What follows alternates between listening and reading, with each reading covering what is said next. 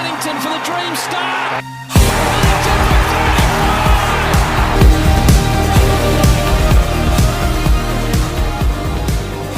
Welcome to another episode. My name is Dean Vass. You can find me on X at #Kangas, Instagram #Kangaroos podcast. Tonight, I welcome to the show Jesse Cardinal. Thanks for coming on again tonight, Jesse. We are here to review the closer loss this week to the Saints over the weekend. A very indifferent game where we started and finished the game well, but outplayed in the middle two quarters. It was a bit of a weird game, wasn't it, Jesse? It was a bizarre game. I don't think any of us went into that game. I think it was very pessimistic. People, I mean, a month ago, I thought we should have absolutely won it. But yeah, people were very pessimistic. We went in there, we played really well that first quarter. We moved the ball with some legitimate pace and some real aggression. And then we kind of just went back into our shell for two quarters, let the Saints dominate the ball, and then fired back at the end. It was a weird game of footy. Look, we showed more fight than we did the week before, and that's a positive, but ultimately another loss on what's been a disappointing season. You sort of mentioned that we went back in our shell. It seems to be a common theme this year because, I think Frank, in the group message made a very good point. We're ranked last from moving the ball from back 50 to forward 50 and ranked last from scores created from defensive 50. I mean, it was evident on Sunday. When the ball goes in our back half, if we're not winning it out of the middle, or the midfield's not winning it out of the middle, the ball seems to get stuck there, doesn't it, until the opposition kicks a goal. It does. Our ball movement out of the back line is deplorable. Hardiman's able to get it out with some really good aggressive kicks. The Kircher can get it out with pace, but because he's having to go out with pace and there's not really any options up the field, he can he's prone to spraying it every so often. And so someone in the commentary team made a really good point around Caleb Daniel. So he plays on. He has a look for the bailout kick. And our forwards are 60, 70 metres away. He can't kick 60 or 70 metres. I think, so you end up asking just too much of him because, ultimately, he can't kick that far. It just, it ends up being a little bit silly. So look, we do need to do a bit of change in our back line and how we move the football forward. I just think our forwards try and stay too high up the ground. They don't come forward to be the bailout option. And if they do, it ends up being to their disadvantage because you end up bombing it long. And generally, I think the reason that they do that is because they're prone to going under the ball and getting marked out the back. That's probably why I think it happens. But look, there's definitely some improvement points that we need to take out of it, especially moving the ball. We still don't have a defined game style. We recess into a game style that makes no sense, and then we kind of go into this really aggressive game style that I think a lot of us like watching. But ultimately, it's about putting four quarters together, and we don't get anywhere near that at the moment. It's funny, like first quarter, we're taking the game on, going for those 45 kicks, and some of them came off going towards the corridor, and it enabled us to get shots on goal. Then we sort of just completely went away from it. Every time it felt like there was an overlap for a handball, we just held it up far too long. I'm not so sure what the message gets told between, from first quarter where you're pretty aggressive on top of the opposition, only being up by a couple of goals, I think it was, to all of a sudden just going completely in your shell and, not being able to, not taking any meters. You mentioned players being 67 metres up the field. It makes Caleb Daniel a bit of a whipping boy because he runs around in circles looking for that option, and he generally can only kick probably 40, 50 metres. That's what he did at the Bulldogs, and he was very good at that. Whereas North Melbourne, I don't think he has Bailey Dale and Bailey Williams out there to help him. He's got other players that are probably not as skilled as those individuals. And, he seems to run around in circles and hesitates and doesn't know where to go. So, the synergy has got to be a lot better from that back half to forward half if we want to take that next step, doesn't it? Oh, absolutely it has to. Look, you made a good point. We don't have a Bailey Dale or Bailey Williams or anyone of that caliber coming out and helping him out the back line. And I think ultimately, we've seen with Caleb Daniel this year, if he needs to land a very aggressive kick, he can land a very aggressive kick. We've seen him do some really good kicking this year. That's not the problem. The problem is just the placement of the players up the field. But look, I've been critical of him at times. I thought he had but I was also a big advocate for getting him to the club. I think we ultimately saw on the weekend he had a pretty good game. I thought in terms It of was one of his better games for the club. Yeah. I think one of the things I noticed, he seemed to play a little bit higher up the ground. I probably prefer that. I prefer him at half-back or even wing or even half-forward potentially, rather than playing kind of that deep back, which is, I know he's meant to be drifting up the ground, but because he's taking the kick out at me and because we give up so many inside 50s, he ends up playing a lot deeper than he probably would have at the Dogs. And that's just not his strength. His strength is kicking, and I don't think we're using him well for that. No, definitely not. But, look, he seems to be, like, I don't know, if you're at games, you sort of notice a lot of supporters have grown when he starts hesitating. He seems to be he's going to be a whipping boy. I've got that feeling about him over the next 12 to 18 months. Yeah. We've got players in there who I think are performing much worse than him, and they're fan favourites. So I don't know. It's funny how it works. It is a bit funny how it works. I know people. You get all this thing about, we gave up a first rounder for him. We gave up pick 26. Blah blah blah blah.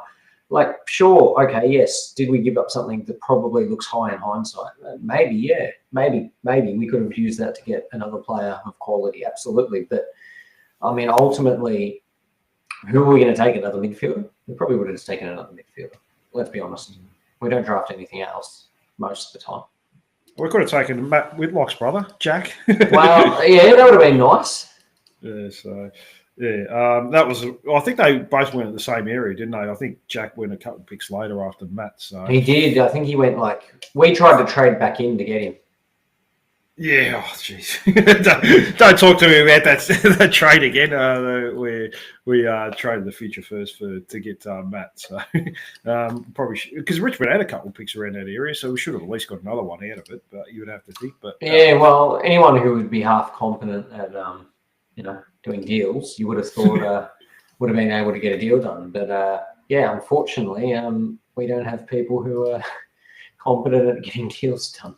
No. Look, he's certainly feeling the pressure lately. What did you make of Zane Duursma in the back line? I know David King was talking to Marty Cohen. He said, I want to see him get 20 games up in the back line. He looked okay across half-back. He goes third man up a lot, took a nice mark back there, uses the ball pretty well. Might be his position for the short term, you think? Or at least the rest of this season, because we've got no other half-back flankers. They're all injured and out for the year pretty much. Yeah, I think it is. I think we've got to try and get him some easier ball because he does some nice things with it. You can tell he's never played defense, and that's going to take some time. But he's got the talent. We need to get games into him. He looks like a kid who's just absolutely needs confidence and continuity. I'm surprised we didn't put him back down there earlier, to be honest. Yeah, could have done it a few weeks ago, really. We could have, absolutely we could have, and we probably should have. There's probably a few things that we should have done a few weeks ago that we haven't. A few positional changes that are starting to creep in. What about next year? Like, we're going to round one next year. He has a full pre-season. I don't know if he's going to play half-back if you get Luke McDonald back, Jackson Archer, if he's fully fit. I think most people would love it for him to become a winger. But wing is a tough position. Wing is a very tough position. A lot of running. And it's very niche in terms of you need to know the running patterns. It's not just the aerobics of the cardio that you need to be able to run that far, but you need to know the particular running patterns. That's what the good wingers do. But I think ultimately that's where we would like him. Because I'm still not sold on Dylan Stephens. I know I'm in the minority on that. People think that he's turned into an A-grader overnight, which I just don't think is the case, unfortunately. But he was like the team on Saturday, Jesse. First quarter, 8 possessions. Last quarter, 8 possessions, Dylan Stephens. In between 4 possessions, second and third quarter. He pretty much summed up the team performance, Dylan Stephens. So, the jury's still out on him. I don't look. A lot of supporters are calling for him to get dropped after last week against Geelong, but he could have dropped about 20 players after that Geelong game. So, yeah, I mean, there is positions 100%. there.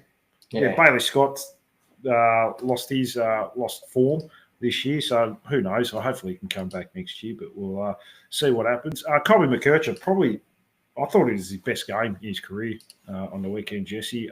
36 touches, 642 metres going. What I like, he got 70% of his possessions in the defensive half and 30% in the forward half. Not a bad balance, I think, because I think I'd like to see him kicking the ball forward or centre a lot more. And he kicked a nice goal too.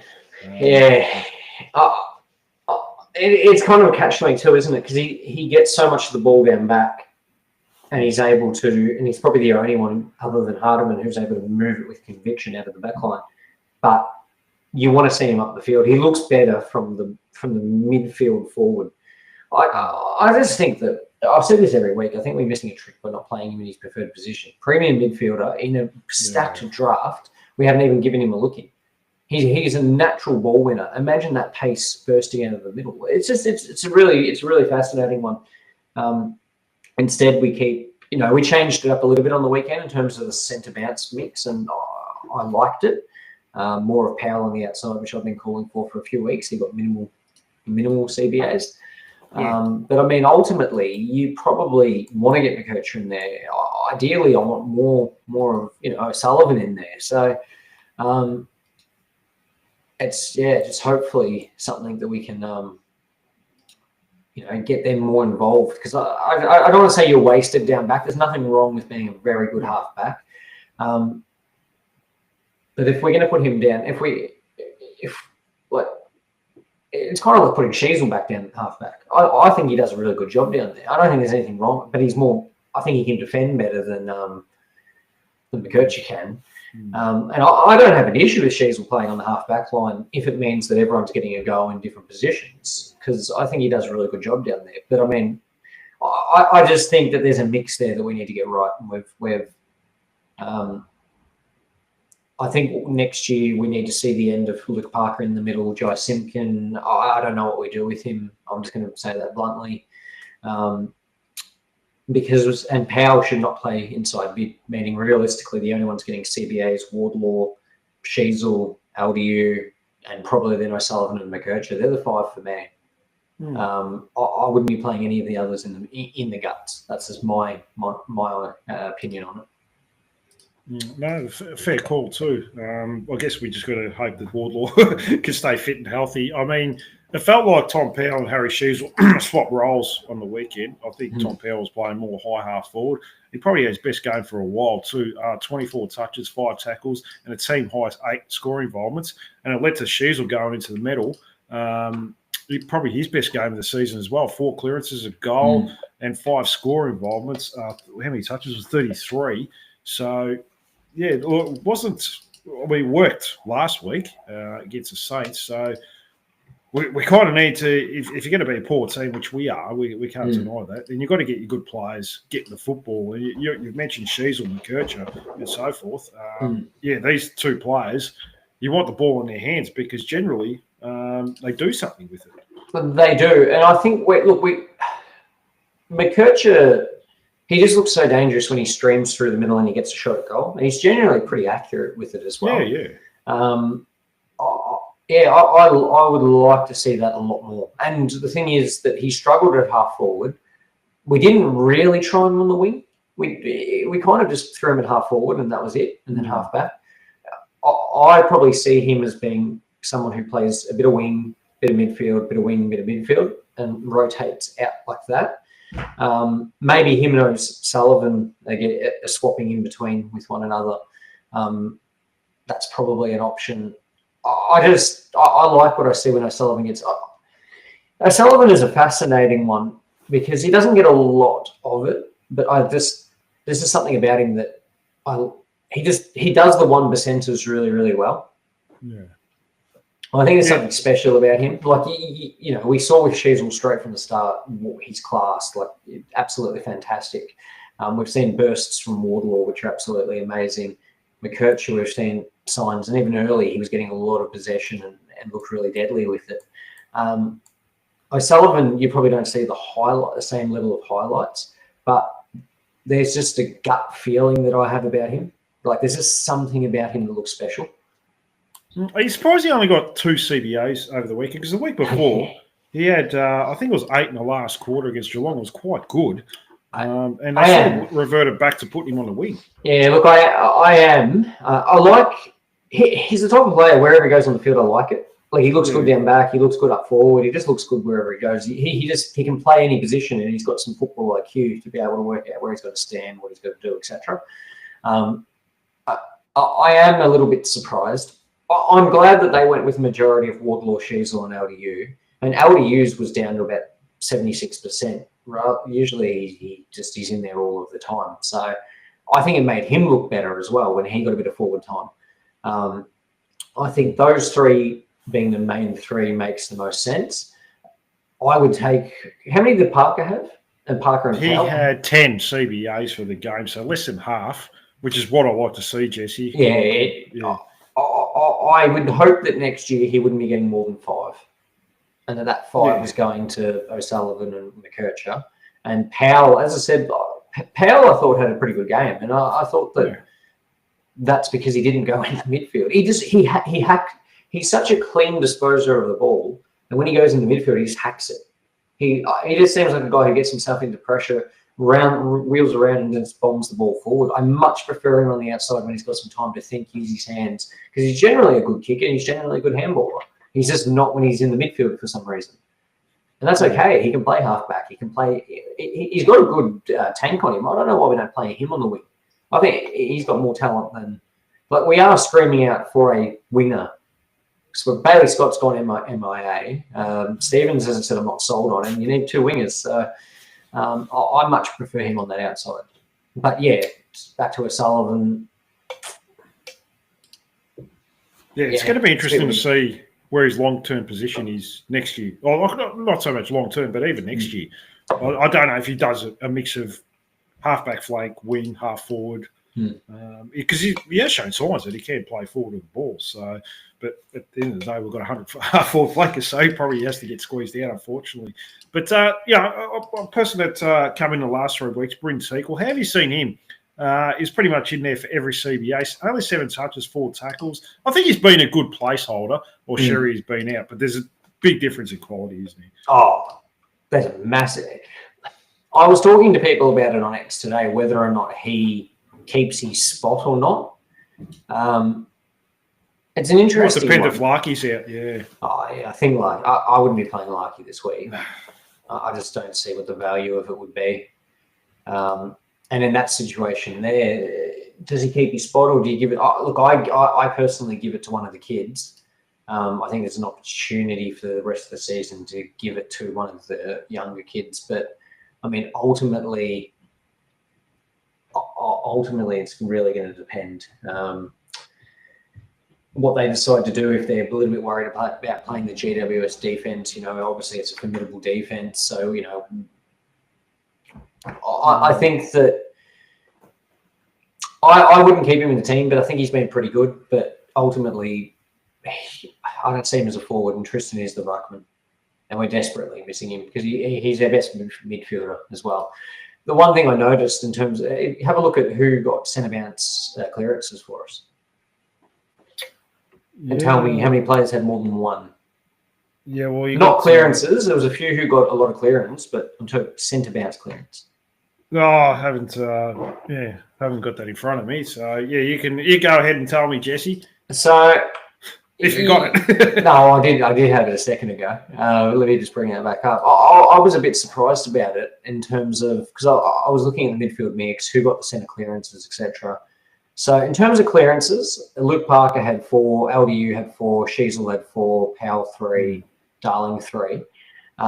But then if you have a look at the centre bounce clearance, which I'll bring up on my phone, it was just it was bizarre. I think we didn't have anyone who got more than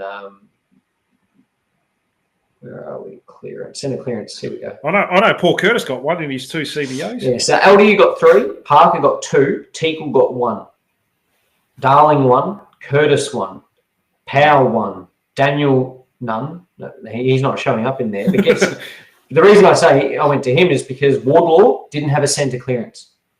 Sheasel, okay. no centre clearances. I'm not having a go at them because they had good games, but it was just really interesting. We struggled around the centre clearance, good around the stoppage. We're usually the opposite. We're usually around the stoppage, but pretty good around the centre. Not in this game we weren't. It's just fascinating. It's just fascinating in terms of little stat. I think you might have tweeted this. The best centre clearance we got was when Paul Curtis got in there. Gave a beautiful handball to LDU. I think we might have even got a goal out of it. The next CBA, which is about 30 seconds later, they took Curtis out. I found it a bit strange. I mean, it was the best centre clearance we've had in probably 3 years. And they said, that's enough. You can come out now. Yeah, it's frustrating, isn't it? Can you explain that one? I wish I could. I don't know if it was like just out on the ground. He might have just said, I'll just go forward now or something like that. Because if that's worked for one, at least try it for the next one. Like I find it a bit bizarre. It's like when a player kicks a goal or does something good, we'll just come off because it's part of the rotation. And they're tired.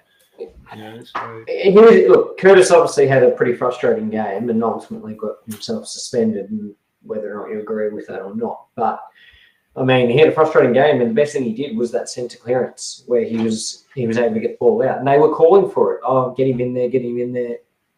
The one thing that I'll be critical of, one of the most critical things I'll be this year is in-game, we don't try anything different.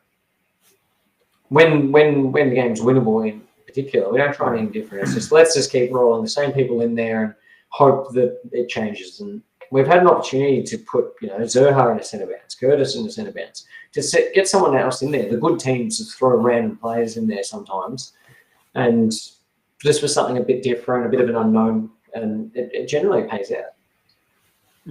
That's a fair point. It feels a bit like a Brad Scott era. Plan A wasn't working. Well, we're just going to stick with it. No, we're going to go down with the ship. We're not going to try anything different. It felt a little bit like that. It feels a lot like that, to be honest.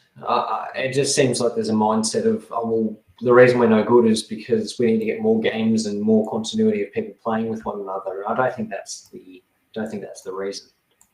No, it's look, I wouldn't mind asking you. I was going to ask you later about Alistair Clarkson and the press conference. He seems to be getting a little bit defensive now, Jesse. I don't know if you noticed, but he's I mean, I don't even know if you've listened to it, but even the media are sort of having a go at him. I know what's her name, Caroline Wilson's had a bit of a dig at him, gaslighting, but she's going to do that anyway. But he's I don't know if he's having a go at supporters or the media, saying, people think they know better, that have never tried it before. It was a bit of like it might be a dig at us. Who knows, Jesse? We sort of say mix it up and do something different, and because we're sort of getting smashed. But he's always saying, well, people need to back off. I know what I'm doing here, but results don't show that, Jesse. Yeah, look, you take it with a grain of salt, obviously. His press conferences have always been a little bit wacky, but he is getting a bit defensive, and I think he's doing it because he's under pressure. Ultimately, I agree with that. And ultimately, look, people say, he probably doesn't have confidence. I think he's got full confidence in his ability to execute. I just don't know if he can execute. I know we all see him as the Messiah in terms of coming in to save the world, but we've seen at clubs that doesn't always work. The game can move past you so quickly in terms of how it's played, and we're yet to, we're 3 years into his tenure, and we're yet to see a game style. We're gonna finish bottom 3 again, if not bottom 2, if we end up having injuries and can't beat Richmond without a first-round pick. So we're going to go into next year with much the same list that we have this year. A couple of players here and there different, but I don't see it changing unless we start developing a much more. I just don't think that the team structure is good. There's just, if you look at the really good teams and what their team structure looks like, ours is just lacking bits and pieces. I think we go too tall at forward. Our smalls aren't damaging. So I don't like our forward line mix. We've got too many midfielders. We all know that, but I think they're one-dimensional. We don't play non-one-dimensional midfielders for some reason. And then our back line, it just isn't the right combination. So I think there's a lot of things that my point is, there's a lot of things we could have tried and we just haven't tried them. Well, it's interesting because it looks like Patch Adams is not going to get a new contract for next year. Yeah, as far as I know, this was the other day that they need to work out contracts for next year by August 1st. He hasn't received a new one. So you'd have to think there's probably going to be a new midfield coach. He was chatting a lot on the boundary line, Clarkson, to Michael Barlow. Yeah, I'm thinking Michael Barlow is going to be the midfield coach next year. He's going to step up, and maybe they get another development coach come in, and Patch Adams misses out. And yeah, I think Patch has gone. Yeah, I think that's a given.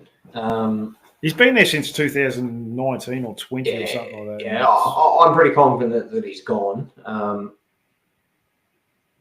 Yeah, look, I think most of the North fans really rate Barlow in terms of what he's able to do, and I think a lot of people have a lot of confidence in him. I think, another one is that Clark is there, and he is really well regarded as well as being one of the best assistants in the league. So whether or not they decide to promote Barlow, or they bring in another experienced coach. I mean, people are always talking about Simpson and Horse and all of that. I mean, one of them will probably be at Melbourne now that they've decided to sack Goodwin. So there's one for you, just to go off topic for a moment. You've got the Carlton job, you've got the Melbourne job. Horse or Simpson, which one do you take? Oh, I think Horse will get a job. Which one would you? So let's just say Melbourne and Carlton both go after him. Which team would you take? I think he'll go to Carlton because they'll offer a lot more money. It's just interesting. Obviously, both of them have players who are alluding that they want out. Melbourne could lose Petrarca. They could lose Oliver. Curnow maybe at Carlton. They're both teams who shouldn't be as bad as they are. They've both got some really good quality on their list. It'll be fascinating to see what happens, but I think we could all see that sacking coming. And I think a lot of North fans are writing Clarko off. I wouldn't be doing that yet, but no, definitely. If we're in this position halfway through next year, I don't think he survives. Yeah, look, it seems to be turning a little bit with supporters. I think some supporters have gone off him. I think majority are still with him. But like you said, this time next year, if we're not showing improvement, only 1 year left on a contract after that, then there's going to be certainly questions asked. We're not going to get rid of him. Even if we did want to get rid of him, he's on too much money. It's as simple as that. You can't get rid of a 3 Well, I think that's the other part of the problem is that we're paying coach just too much money. Yeah. Oh, look, at the end of the day, if you wanted to get him, you had to do it. Oh, no, we didn't have a choice. We realistically didn't have any choice at all. So it is what it is. We did the right thing. Whether or not it pays off or not, we'll see. We'll see what happens. But, yeah, look, I think a lot of the players really rate Barlow. It'd be good to get him in there and having a bit more of a say when it comes to match selection and stuff like that, I think, because he seems to be able to extract results from players. I think because he's a bit more down to earth. Like you see his podcast he does with like Dylan Stevens and Delidio, I think it is. Not Dylan Stevens, with Dylan Buckley and Delidio, I think it is. He does a podcast with them. Jumps on there. I think it's Dylan. What is it? Dylan Buckley and Friends or whatever the hell. Oh, yeah. I can't say I've listened to it. So. Well, I've listened to it a couple of times when Barlow's on there. You got Comden on there one day as well. But Barlow's been on there. I think he goes on there once a month or even more. And he's good. He's good to listen to, but he is definitely one of the boys. Like he still goes and plays football, has some beers after the footy with his mates. Like he is. I think that's probably why he probably gels with them so well. But ultimately, look, if you're getting the results, I don't care what you do. You can do whatever you want after a game. But if you can turn this club around, I'll buy you every drink for the rest of your life. But do whatever you want after a game. Shout out to Taron Thomas there, Jesse. Within the realms of reasonable. God. Well, you got half a brain cell. Yeah, no. You know what? A lot of people have said this, and there is a lot of what Taron should have been in Wanganeen Malera. Very similar players. Yeah, just in terms of how they move, Yeah. Well, we'll never know anyway, Jesse, but that's just No. our luck. So now they're going to take the academy away from us and father-sons by next year. So we won't be able to get Sam Harris and Aidan McCartney. So surely with that they keep it and that they just adjust the points required or something like that. Yeah, they got to think of something. Yeah, look, I agree it needs adjustment. 100%. You can't have a situation where Brisbane, for example, are getting 2 number 1 picks effectively in 3 years when they've been at near the top of the ladder, and Collingwood obviously gets the Dacos brothers. It just gives you such a leg up on a flip of a coin. No, and you just trade your first down to get fourth round draft. Yeah, now they've changed it a little bit this year, but I just think they need to make it a little bit more. Like maybe at most you can only take a first round, father son X amount of time, 1 per 2 years or something like that. Or I mean, look, I understand the nicety of the rule in terms of it's something that's unique about our game, but it is if you look at it purely from a sports, it's pretty amateur hour. No, it is. I've got a comment coming in. Taron Thomas had the talent to be the best player we'd ever seen. Yeah, well, he could have been, but don't remind us. I don't disagree. He showed some fantastic signs, but ultimately he was just a shit human being. Yeah, there's not another way of putting it. So, look, it is what it is, really. We need to move on, but no, of course. I think it's a good example, though, if he was someone who added something different when he played in the midfield. We don't have a point of difference in that midfield. Yeah, I mean, McKercher could be that because he's because of the pace. Yeah, similar to Melbourne. Yeah, they got Kazee pick. Well, he goes in there and he's an absolute jet. I actually think he's more dangerous. He scares me more in the centre bounce than he does up forward. I know that's saying something because he can pole on 6 goals a game, but a bit like Rankin. Rankin deadly in front of goal, but if they're on and they're in the midfield, their agility to get around and out and score is just that's what we're lacking. It's just very one-paced. LDU can get out. Wardlaw attacks the contest. Parker doesn't add anything different to them. Power doesn't add anything different to them. Sheasel isn't quick. He's smart. So it's a pretty slow midfield.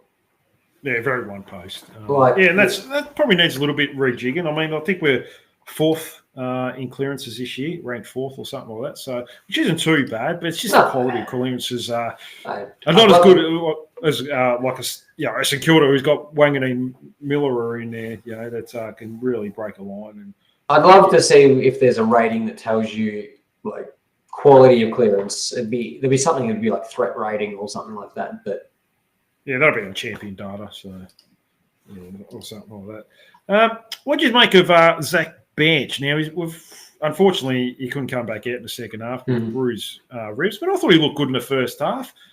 He showed a little bit in the first 3 games, only 6 touches, but works incredibly hard and usually makes good decisions with foot, albeit like little short kicks. But I don't mind the looks of him, and he's certainly someone worth persisting with over the pre-season and into next year as well.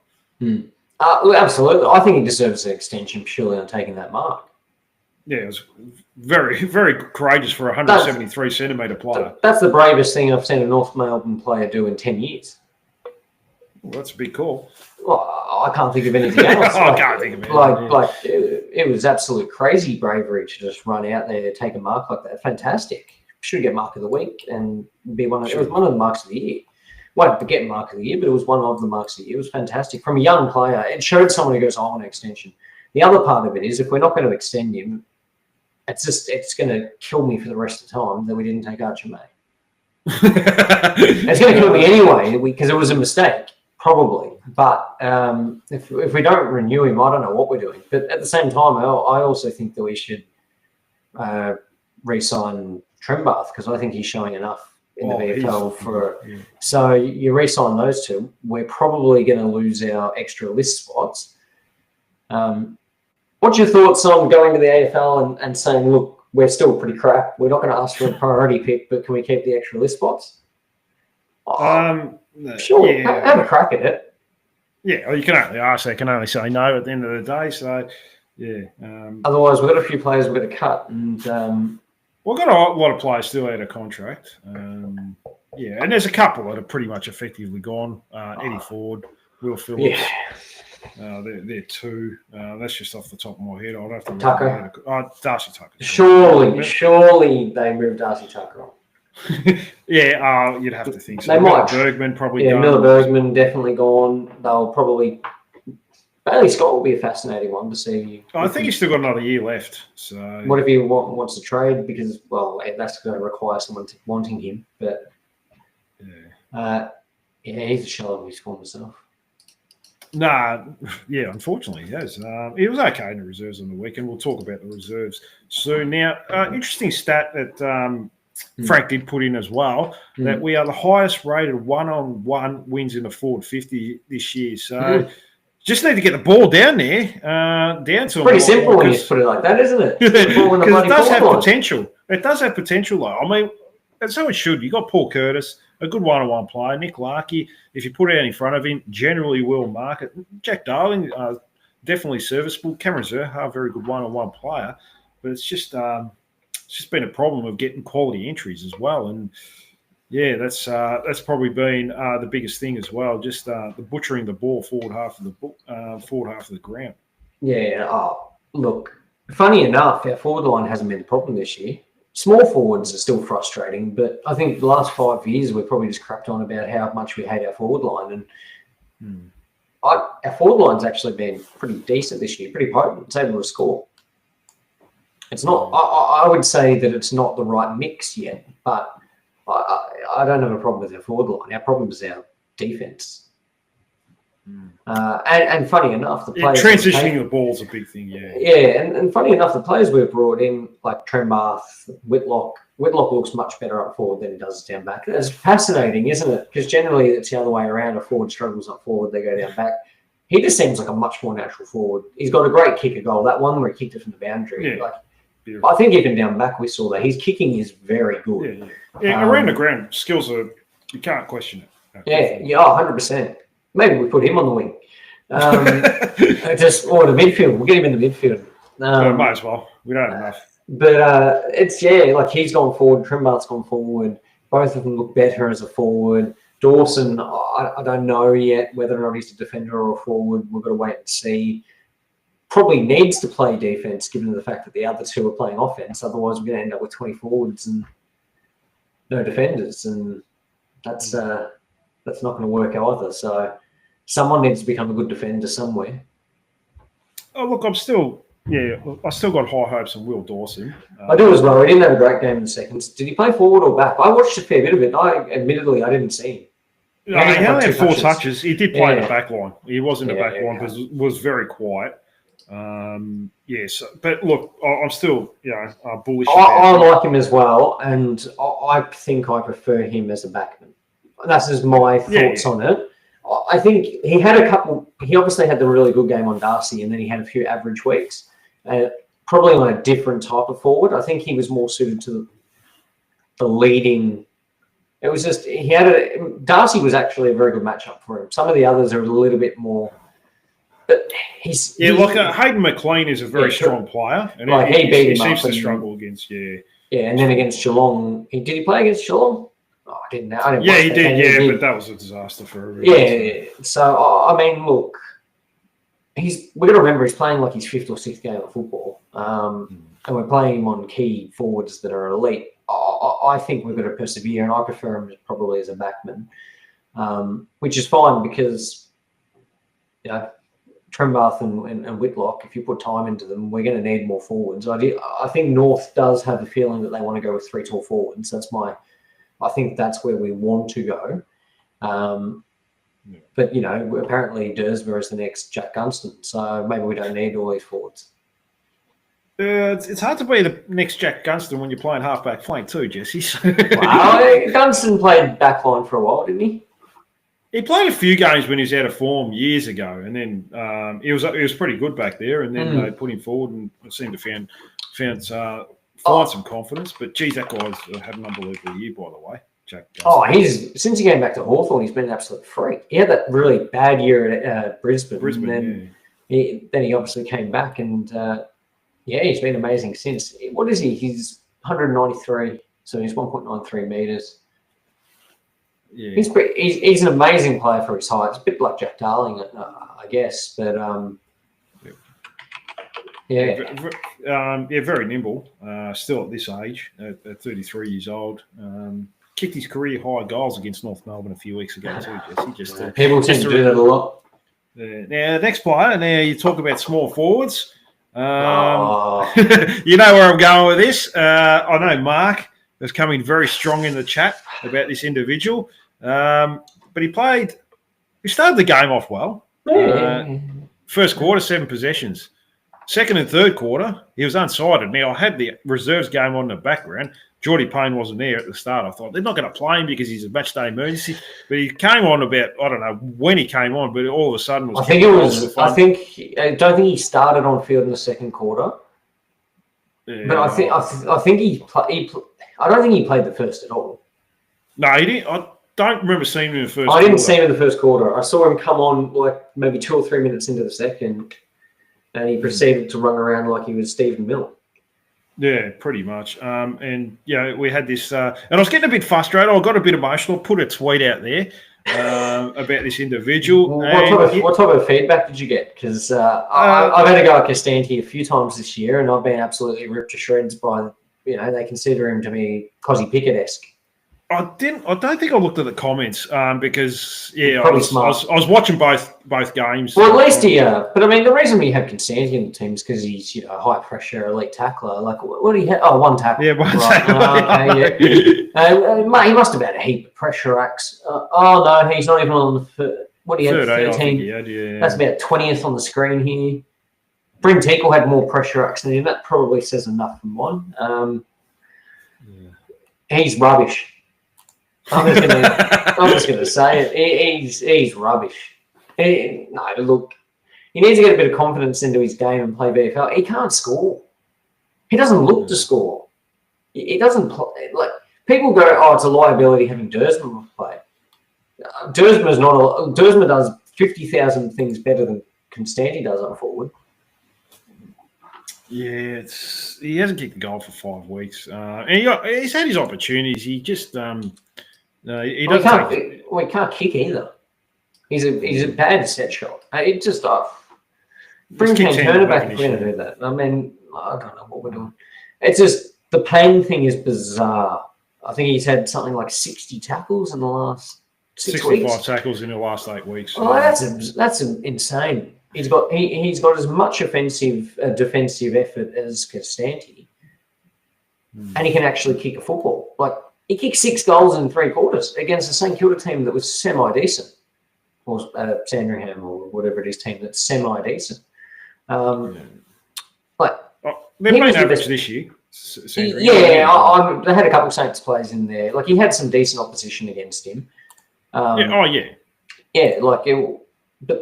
I mean, the fact of the matter is he's still a 19, 20-year-old kid. He's kicked 6 goals, 1 or something like that in 3 quarters of football after running to the game in the car and missing the first quarter. I mean, there's got to be character concerns. It must be character. It has to be character concerns. I'm not too sure what he's like, but I have never heard anyone speak of him. I don't know if that's a good sign. We've said get him down back, get him to play as a small lockdown defender. Just get him into the team. Now, Ralphie has come out and said he is going to debut this week. He's going to be a replacement for Paul Curtis. I saw Barney's post about that wasn't on the bingo cards for this year. Ralphie demanding a Payne. He's been all about it. Ralphie sort of say no. I'm not going to. A lot of people say that. Ralphie seems to post a lot about North Melbourne. He's done a lot of articles about us, and he posts a lot of. I've mentioned this a few times. I think he genuinely. I don't know who he barracks for, but I think he genuinely likes North Melbourne, or at least feels sorry for us. I don't know, but he seems to be the only one who writes articles about us that are ever positive, and he seems to tweet a fair bit, generally around positive things about us. So I think he actually he treats us well. A lot of Carlton fans hate him, but he treats us well. And look, he's saying Payne is in, and well. I don't know who else is going to come in for Curtis and Larky and probably maybe even Manch. So or Bench will probably miss as well. So yeah. So I think he has. He absolutely plays. If they make him sub though, I'll be sick. Although he might kick 3 goals if he plays sub. he doesn't need game time. He can just kick goals for fun. And look, it's a tough team. Like they're not easy. They played crap, so they're going to be wanting to they're going to want to redeem themselves. They've got a deadly forward line, and their defense is pretty handy, even with a few players out. So, it's going to be a tough one, and a tough one for you to debut on. I hope they don't bring him in and then take him straight out. Like, give him a couple of weeks. Give him the game after against Richmond to see what he can do. Give him the rest of the year. I would be thinking. But yeah, look, I had a very good VFL game. He's had a very good year in the VFL, especially probably the last 2 months. Yeah, he had that game where he had 17 tackles as well, playing midfield. He certainly deserves his opportunity, but there's something, I don't know. There must be something missing. I don't know if he's just the shittest bloke in the world. It must be that. It must be a personality problem. Yeah, and I'm not too sure if if he doesn't play this week, I'll be lost for words. Well, there's going to be a riot at the front of Arden Street. So, yeah. I mean, I think even Alistair Clarkson was asked this in the post-match presser, and this was a great question. Now, a reporter, I don't know who it was, he said, is it time to experiment and try some players the last few weeks of the season, like a Geordie Payne, who were out of contract at the end of the season? Clarkson sort of said, we tried that against Geelong, but and we got found out. I'm trying to think of what he did differently against Geelong. I was scratching my head. It didn't make any sense. Maybe we tried not to win. I don't know. Yeah, maybe he thought if we try not to win, we'll win one. Maybe that's what he thought. I don't know, some reverse psychology. We didn't play anyone different against Geelong. No, that's what it didn't make any sense. The only thing they tried to do was make Bench full forward.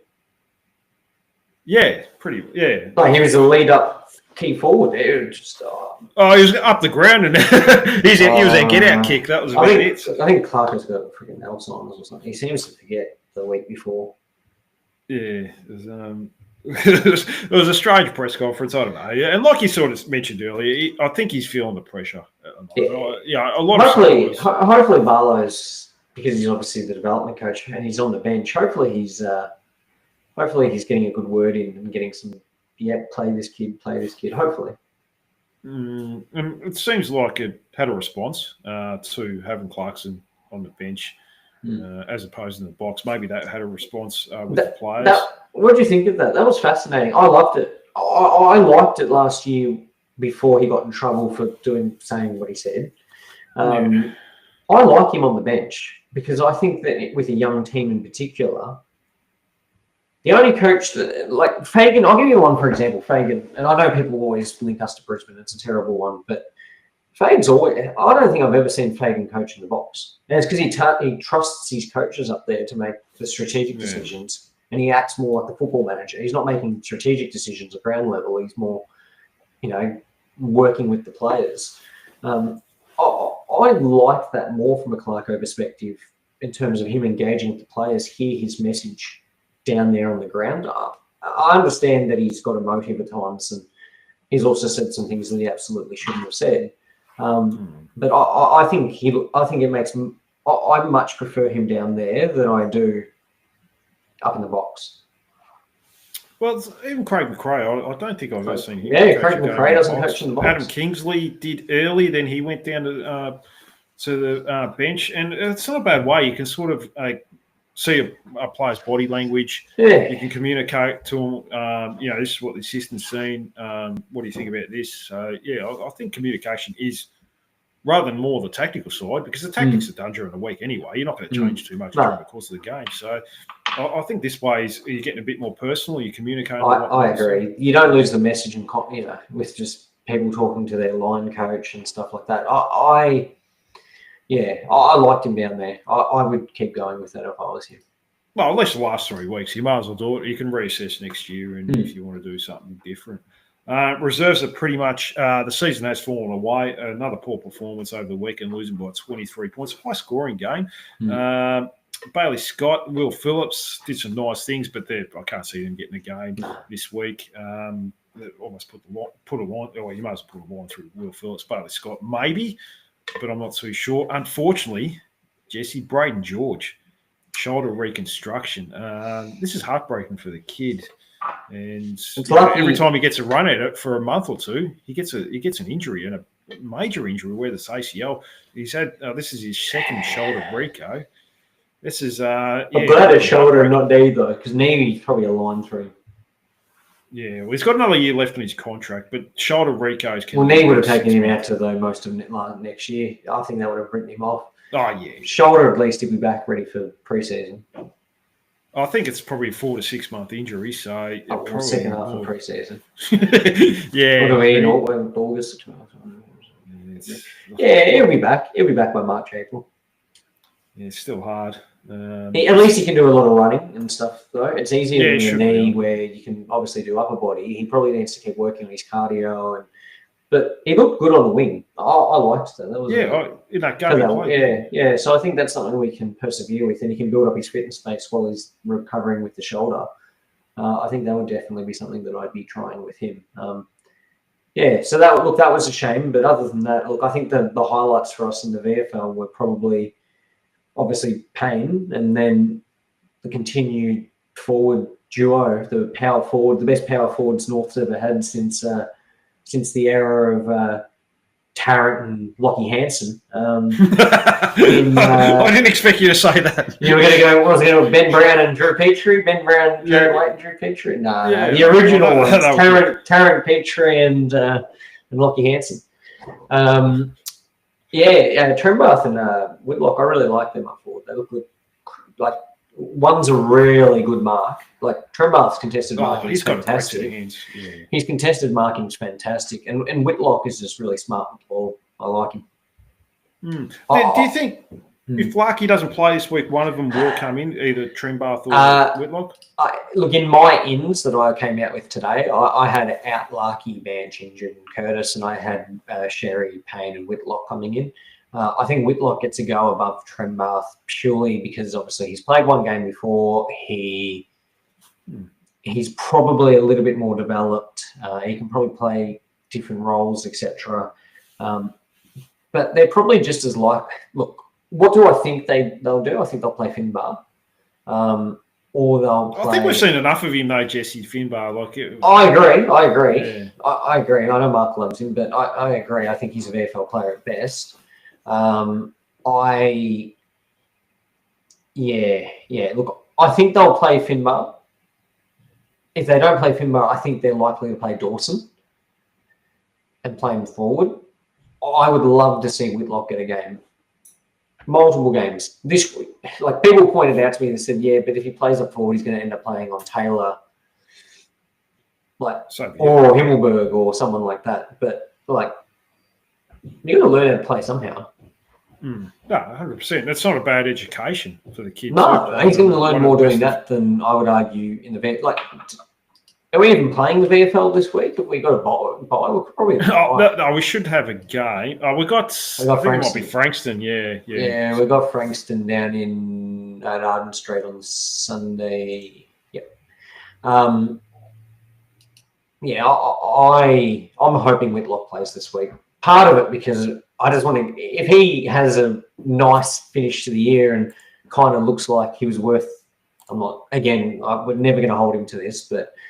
If he kind of redeems that pick, it doesn't matter that we don't have pick 3. If you can kick a bag against Richmond, get him in this week so he gets some form up, then hopefully he bags 5 on Richmond, and then it all looks justifiable.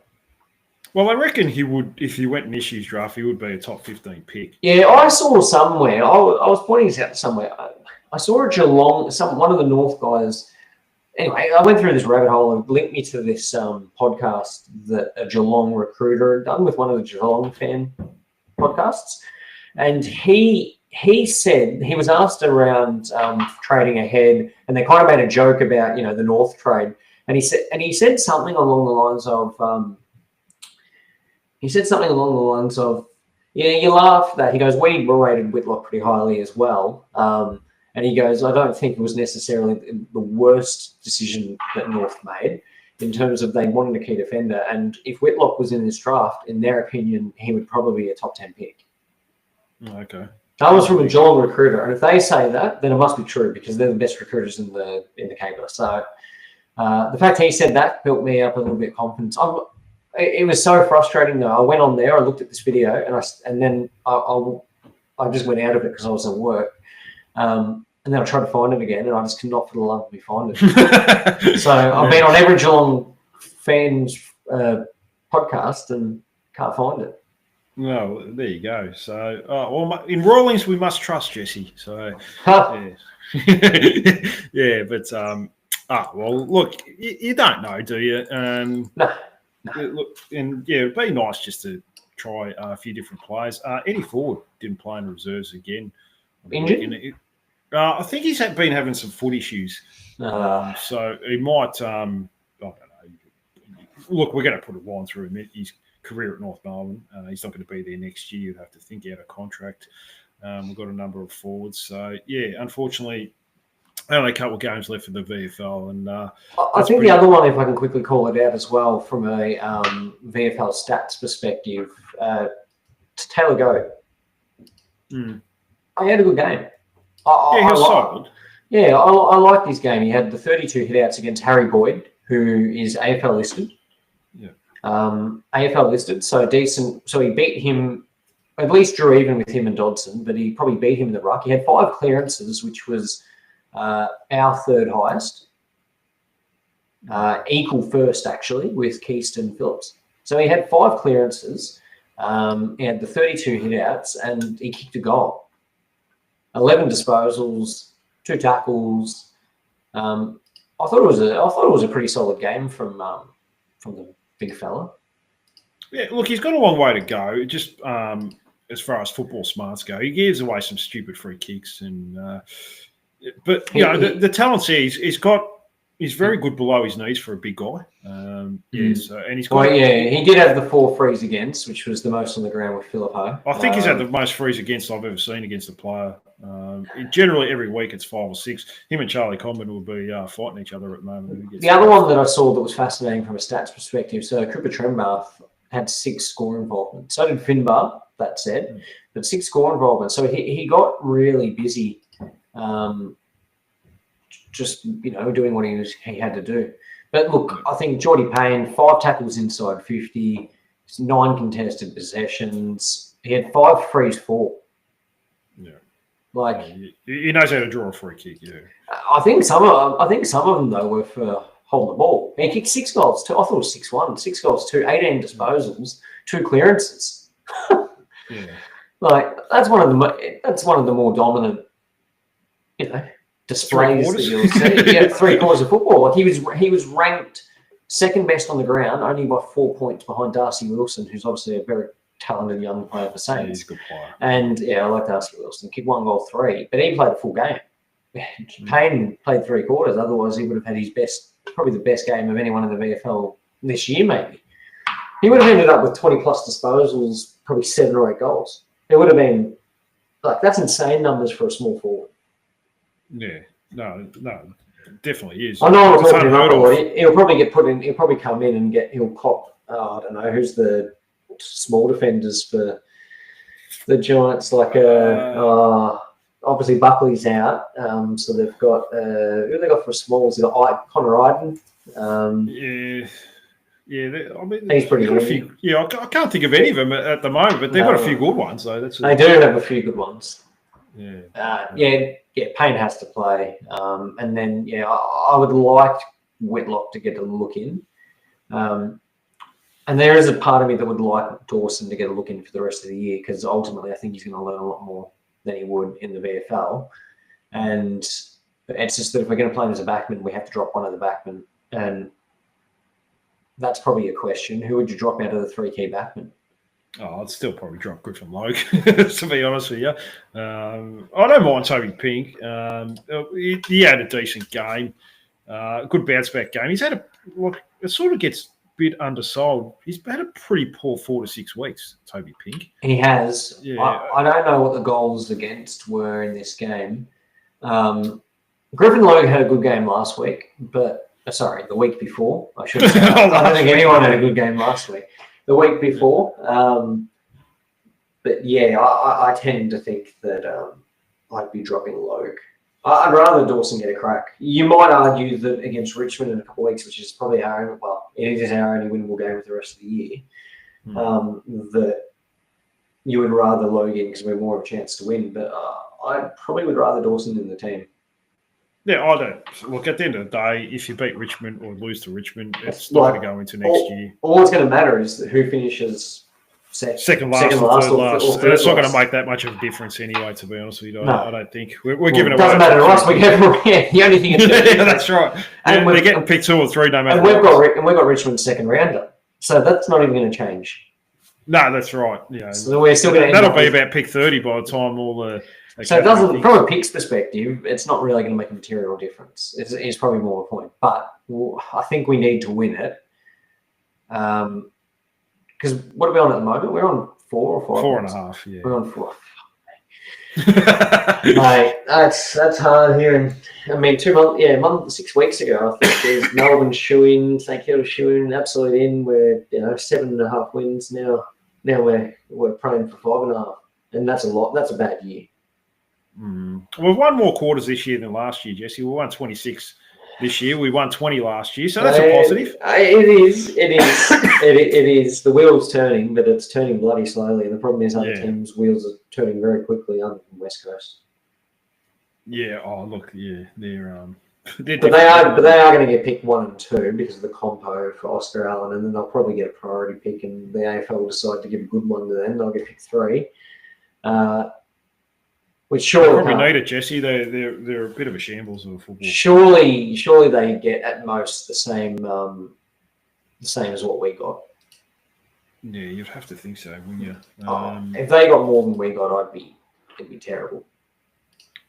Yeah, and they probably should look at trading a couple of those veterans, like even Liam Ryan looks a bit disinterested. You'd probably get a good haul for him. I think they need to take that approach that Richmond's taken, which is offload some of the veterans. But the problem is they've still got so many good players in there, while West Coast just doesn't. No. Look, they got players that, like Liam Duggan, Tim Kelly. They're just not the same players. Cole as well in the back. Well, their best player of the weekend, they lost by 80 points to Melbourne, who just sacked their coach. But their best player was McCarthy. Yeah, I know. Yeah, it's mid-season draftee.